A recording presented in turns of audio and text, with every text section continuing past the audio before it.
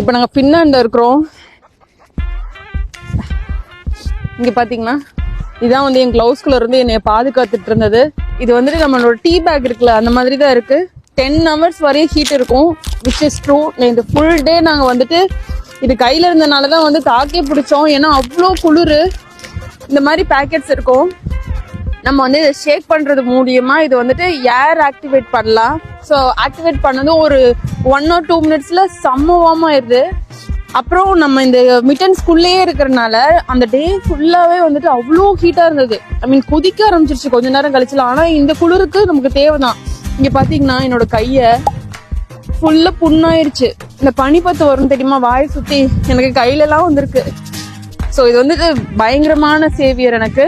இதை வந்து நான் என்னோட கையில இப்படி பிடிச்சிக்கிட்டு நான் அப்படியே வந்து மிட்டன்ஸ்குள்ள கை விட்டுக்கிட்டேன்னா மிட்டன்ஸும் சூடு பண்ணும், இதுவும் சூடு பண்ணும். நான் நல்லா அப்படியே ஒரு சூடான காஃபி கப் குடிச்சா எப்படி இருக்கும் அந்த மாதிரி ஒரு ஃபீல்ல இருக்கு.